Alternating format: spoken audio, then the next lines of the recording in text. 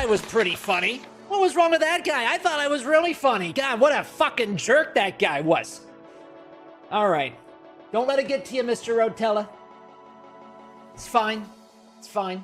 All right, as we wait for everyone's favorite president, without exceptions, President Trump, let's watch the new media press conference from yesterday. That's something that we can, cut away from really quickly. And if we have time after the commencement speech, how long is a commencement speech? I have no idea. Do you believe Mr. Rotella never graduated high school? Never graduated college, never graduated high school? That's right. That's right. And look how far we've come. Let's go.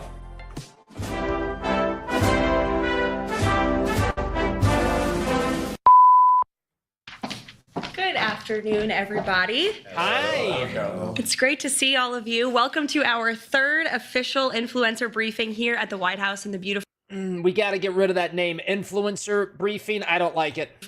South Court Auditorium, Joe Biden's former office that he pretended to be his office. Now we're using it for its real purposes as an auditorium. And we are embracing and empowering new media like never before. You are all a testament to that. We're so grateful that you're here today. President Trump is truly the most transparent and accessible president in American history, and we are just following his example. That's a little bit why this press briefing today is tardy, because the president was hosting a more than 2-hour-long cabinet meeting with his entire cabinet. Each secretary went around the room to talk about the promises they are delivering on. Okay, look at this. Look at this. They're just literally waiting for Trump to show up. They're just sitting there waiting for Trump. Happy graduation! On for the American public and the directives they are executing at the behest of the President of the United States. Can you ever remember a cabinet meeting in which the media were welcomed into the room to ask questions of the entire federal government? No, you can't, because it never happened. Joe Biden was afraid to speak to the press because he was mentally incompetent in driving our country into the ground. But fortunately, President Trump has been incredibly hard at work cleaning up Joe Biden's messes and making our country great again.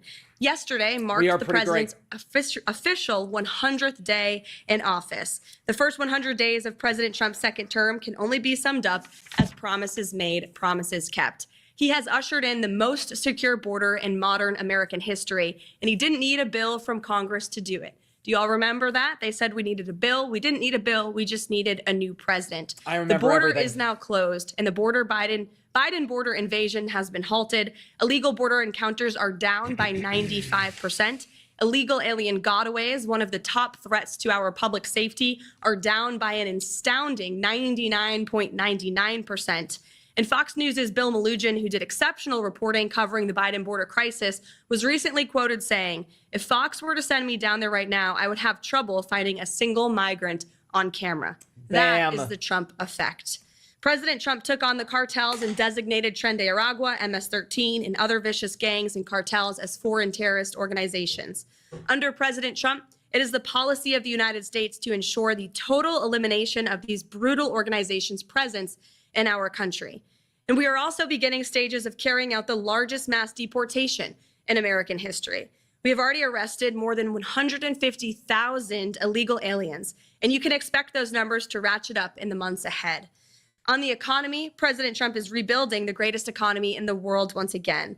Since day one, he has focused on defeating inflation, bringing down the cost of living, and making the United States the best place in the world. By the way, my friends, the best time to invest in the Dome is the end of the month and the beginning of the month. You did great investing in the Dome to help us end the month strong. Actually, the best time to become an elite domer is the beginning of the month, because then that $5 monthly investment hits us right in the face when we start the month. Hit that red subscribe button at the bottom of your chat today. All right, there we go. The one sell that Mr. Rotella does. Invest, create jobs, and innovate. The president later this afternoon in the East Room of the White House will be joined by CEOs from around the world who have committed trillions of dollars in investments right here in the United States of just America. talking about investments. I don't think the president is getting enough credit for the massive deregulation campaign that he has launched across the entire federal bureaucracy. He himself has signed a number of executive orders to unleash rapid deregulation and reduce the cost of living for families and for small businesses, and we are seeing a big impact of this already. His deregulatory actions thus far will save nearly $11,000 per family of four over the next several years. And building on this success, the president has encouraged the rapid onshoring of jobs to restore America as our world's manufacturing superpower. He is effectively utilizing tariffs to bring the entire world to the negotiating table, offering more favorable terms for our country. When all is said and done, America will finally have fair and reciprocal trade, and our country will finally stop being ripped off. So far, as I mentioned, total investments under this administration are more than $5 trillion. The president has already created 345,000 jobs since taking office in January. 9,000 manufacturing jobs were created compared to the 6,000 manufacturing jobs lost per month in the final 2 years of the Biden administration. The labor force participation rate for those without a high school diploma is up. Inflation has dropped. And the price of prescription drugs last month was the largest drop ever recorded. In little more than 3 months, President Trump has America headed in the right direction.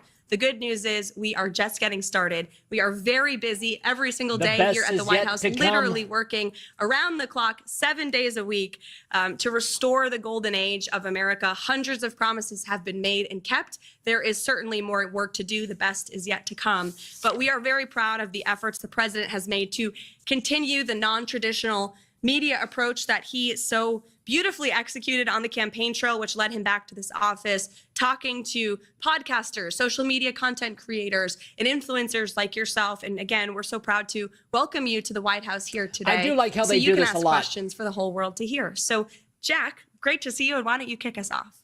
Caroline, thanks so much for having us in today, and I appreciate the administration. Is that Don? We got Don right here. Oh, okay. All right. Yourself available and making it available to us and all of our followers. And I understand. Is that Don or Dom? Continuing I have no these. idea. I think it's fantastic that really have everybody come in and be able to do this. One of the things that's been troubling me and has actually even affected me over the last 24 hours is the rise of violence that we've seen from elements of the far left. Starting with things like Luigi Maggioni, these support for these unhuman organizations like MS-13, Tren de Aragua, and even, of course, the assassination attempts on President Trump, Thomas Matthew Crooks, and Ryan Routh, as well as numerous incidents against anyone who owns a Tesla, apparently. You don't really see the Democrats opposing these things. You see them in many cases either co-signing it or giving a wink and nod to it at the same time that they will be demanding that we follow due process for anyone who actually is a hardened Is there a criminal, question, the worst Jack? of the worst. What is the administration doing, DOJ-wise or FBI-wise, to combat this rise in violence that we're seeing? It's a great question, Jack, and I absolutely agree with the premise of your question, which I usually don't when I take questions at a podium. But certainly you're right. We have seen a rise in political violence that stems from the left, dating back to the Black Lives Matter movement, which the left and the Democrats don't want to talk about much. But they burned down American cities, and the Biden administration did nothing to prosecute those who created that violence, oftentimes not just destroying businesses, but also lives and communities as well. You look at the rise of violence against the president himself and his supporters. You had 2 heinous assassination attempts from leftist lunatics, and the president is lucky and blessed to be here today because he was able to survive that political violence and those assassination attempts. Look at the recent attacks on Tesla, on Elon Musk's company. It's quite ironic because Democrats and leftists were the greatest fans of Tesla. Many Democrats drive Teslas to this very day, but then it's that their same party who is doing nothing to stop or condemn or discourage this violence from taking place. And cases in many cases, Democrat elected officials are actually inciting it and encouraging it. But that's not going to be allowed to happen anymore. The Attorney General was just in the cabinet room with the president and made it very clear to anyone who is inciting violence or participating in violence, you will be prosecuted to the fullest extent of the law. And no longer do we have a Justice Department that chooses prosecutions based on one's political affiliation. If you break the law, you will be held accountable for that. And I think we are truly restoring a fair and equal justice system in this country. The Attorney General spoke earlier about how there have been several cases brought against those who have perpetrated this political violence against Tesla, which is a great American-made company. And we need to see more people on the other side of the aisle stepping out to discourage this violence. But I don't think we will hold our breath. We won't wait for them. The president is leading by example. They want it to happen. And I think the restoration of justice we've seen at the DOJ under the leadership of Pam Bondi and Kash Patel, who's doing an incredible job as the FBI director, is a testament to that. Thank you. Okay, we are waiting. We're a little bit past 8 when Trump was scheduled to talk. It's up on my left-hand side right here. As soon as Trump comes out, we go live to Alabama. Thank you. Thank you for giving me the honor to be able to ask a question and provide some transparency for the American people. Speaking of, I wanted to reference the election integrity. A lot of people in America are questioning if there's any possibility that we could see further investigations for anyone that could have violated our election integrity rights. And more importantly, so is there any possibility for names such as Barack Hussein Obama, Hillary Rodham Clinton to ever just possibly get investigated for any of these, questions from the American people, for any of the wrongdoings they might have done? Well, it's refreshing to actually hear a question on election integrity because the legacy media would never ask such a question. They're so out of touch with where the American people are on this issue. And Americans, you're absolutely right, want to have trust in our electoral system. Without free and fair elections, you cannot have a free and fair country. And President Trump has absolutely been a leader on this effort, talking about the irregularities we've seen in our elections, holding Democrats accountable for allowing illegal immigrants to participate in our elections. And he actually signed a recent executive order to protect the integrity of our elections. It will strengthen voter citizenship verification laws. It also directs the Attorney General to enter information sharing agreements with state election officials to identify cases of election fraud. So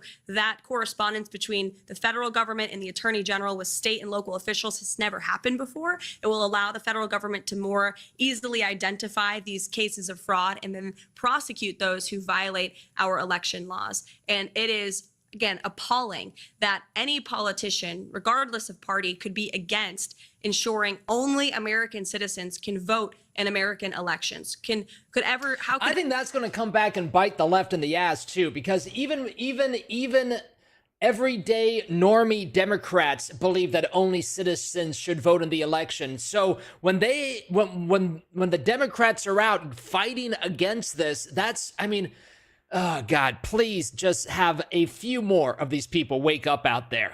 Would anyone ever be against ensuring Americans need to have proof of identification to participate in our elections? You see the Democrats falling over themselves, trying to say this is somehow voter suppression. Absolutely not. We are trying to ensure that every American citizen, their vote actually counts and is not being outweighed by fraudulent votes and fraudulent ballots that we know have been cast in previous elections. So the president's taking this very seriously. He signed an extremely strong executive order directing action from the AG and the Department of Homeland Security as well to clean up our elections. And we expect Congress to do more on this front as well.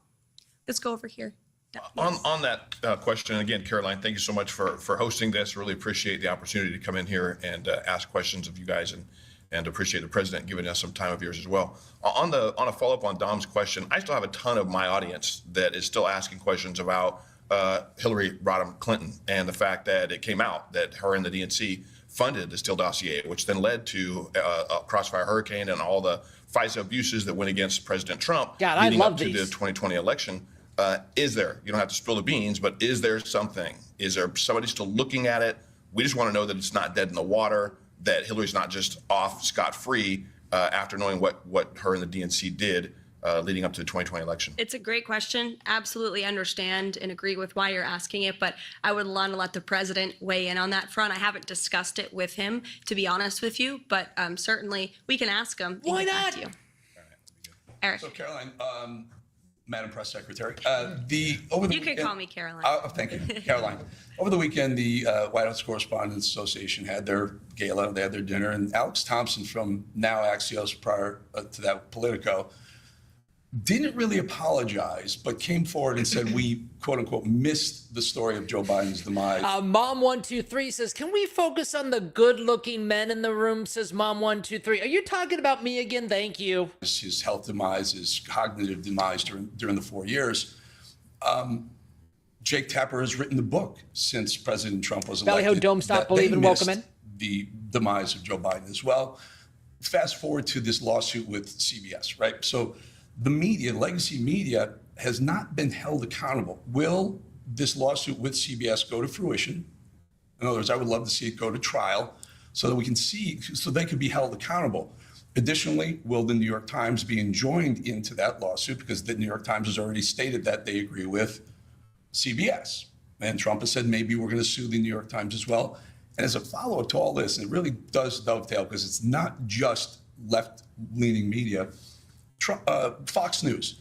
Fox News put out a poll. I'm a statistician. The poll they put out was wildly biased against President Trump. Will Fox sue Fox? Will Trump sue Fox for their methodology? Fox in News polling? is fake news. Why are people still Two watching great Fox? questions. Let me hit the first one first. As for CBS and the White House Correspondents Association dinner, it was laughable. They gave an award to a journalist for talking about Biden's mental incompetence. He wrote a story about it years after the American people knew that story to be true. Didn't take much, just 2 eyes and 2 ears to realize that Joe Biden was completely inept, was unfit to serve as president of the We United saw it States. every day inside And the dome. nobody in the legacy media, nobody in this city wanted to talk about it. In fact, I recall being on President Trump's campaign and calling out Joe Biden's cognitive decline. And we were accused of manufacturing deepfakes. My predecessor accused us for manufacturing deepfakes from the White House podium when she knew and everybody in this White House knew Infuriating. the true status of Joe Biden's physical and mental fitness. And the mainstream media allowed that cover up to take place because they refused to dig for the truth. They tried to get the American people not to believe their own eyes. It is truly one of the greatest cover-ups and scandals in American history. And again, this is why we are welcoming independent journalists and social media influencers and content creators into the White House with open arms, because all of you in this room and many of your colleagues in independent journalism talked about this online. Nobody gave you credence as far as the legacy media is concerned. And now they host cocktail parties where they're applauding each other and patting each other on the back for uncovering the truth. One of my favorite memes is the one where it's all the lizards and they're like laughing and then you can just change the top to whatever you want. I love that one. It was years later, and it's truly sad to see. But again, that's why we're making much needed and long overdue changes. As for the lawsuit against CBS, the president and his legal team fully intend to What's up, carry this JDO? lawsuit Welcome in. forward. The president put out a very strong statement in regard to that and fake news CBS this morning. And then as for the Fox News poll, president's right. These are fake polls. They overpoll Democrats. They underpoll President Trump's supporters. It's always been the case for me. Sharon Sears says we got to get Mr. Rotella in that room. I'd rather hang out with you guys and stream. Media polls, they consistently underestimate President Trump's support amongst the public. That's why we don't really blink when we see them. To be honest with you, we're staying focused on the mission and moving forward. The president knows everything he's doing is exactly what he promised the American public he would do. And if you look at the key issues in the polling, the president is still ahead because Americans know he is delivering on them, on those issues for them. And if you look at the methodology, you're right. They're overpolling Democrats, underpolling Republicans. It's a clear-cut case of fake polling, no doubt. If I may, also misinformation, though, right? And maybe as detrimental to the presidency as what CBS has done or the New York Times is doing. Yeah, no doubt about it. The president's spoken quite strongly about it. And I know he's made some phone calls to express his displeasure with it as well. Carolina, go ahead. Thank you so much for having me here, especially as a legal immigrant, because the overwhelming fake news that Hispanics don't support President Trump, but we do, and we're very excited to have Of course mass Hispanics deportations support as it Trump. affects our communities. My question is about immigration reform and DACA. During the first Trump administration, we saw that President Trump, like no other president, wanted to make a deal with the Democrats to give a pathway to citizenship to 1.2 million DACA recipients. I don't know, I haven't really heard anything coming out. Is there any policies surrounding that situation? And is there going to be immigration reform?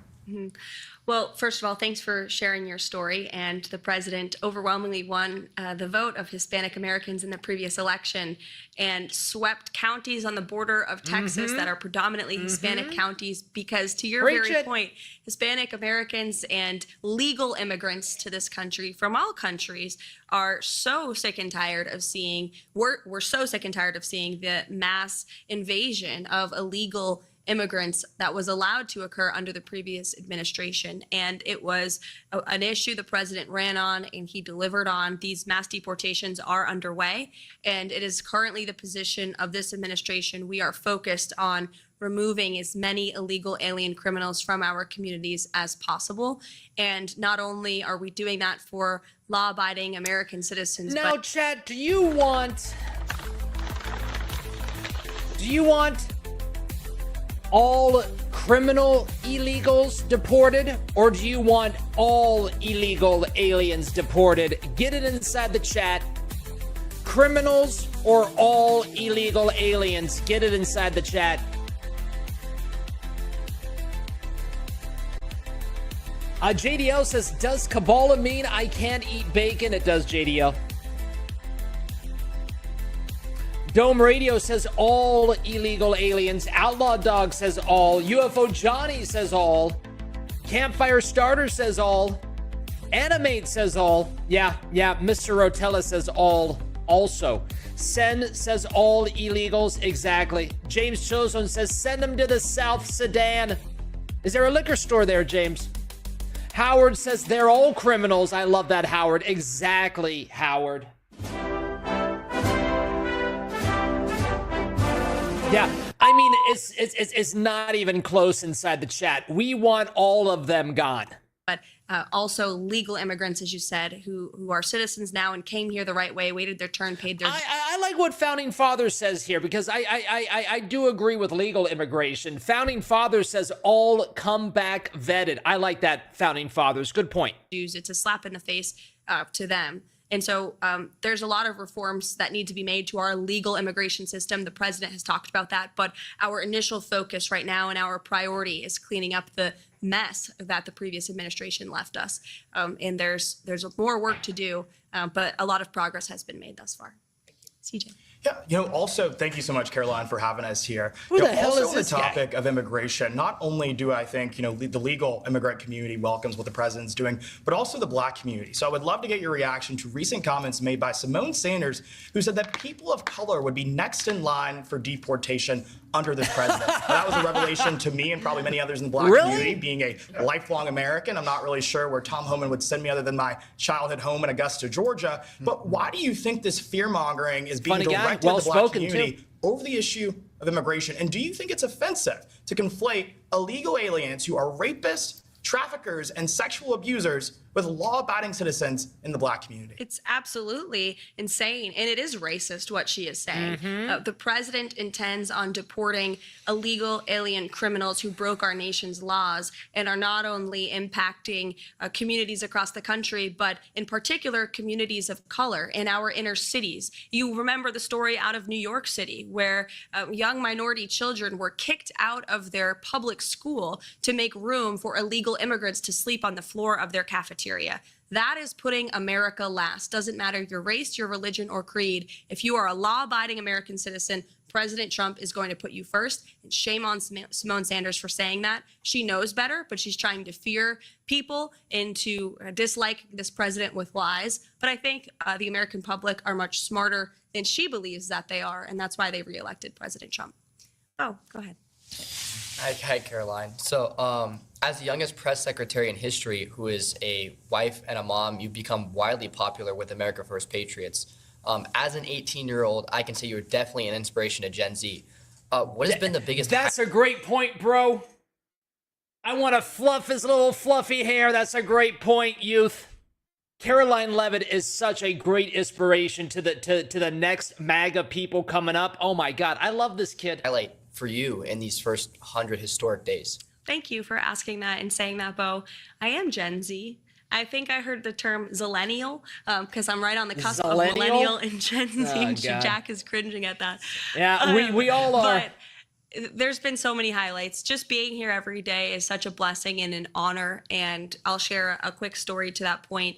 You know, the president, I'm only here because the president believed in me and uplifted me and so many others who are working so hard across this administration. This administration is filled with young, vibrant people who come to work every day hungry and eager to help accomplish the president's goals. And I think we're seeing a real reawakening amongst young people across the country. The president spoke directly to young people during his campaign, inspiring confidence in them and restoring hope in the American dream, basic common sense values of faith and family and freedom that truly do resonate with young people. The American dream of home ownership, of being able to afford to raise a family and to have children. It's a beautiful thing. And I think the president openly talking about it has inspired so many young minds and opened up so many young hearts. And I'm just so honored to be in this role. The president, he's wrote about it in his books and he's talked about it himself when he was in his. We got somebody that's introducing President Trump right now. We're waiting for Trump to come out and give the commencement speech, and we'll go on live. He was building buildings in Manhattan. So certainly he believes in the strength and the ability of young Americans across the country, like yourself, here at the White House. At just 18 ruffle years his old. little Thanks for being hair. here. Into the back row.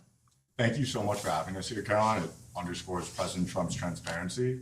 Shifting focus a little bit to what's happening on our universities, President Trump has finally put American students over violent foreign nationals. And right now we're seeing the media whitewash the violence perpetrated on our college campuses. Oh, let's do this. Nick Saban coming out. Trying to bypass. Nick Saban. Is Nick Saban going to introduce Trump? That's cool. Sorry, guy I've never heard of. Thank you so much.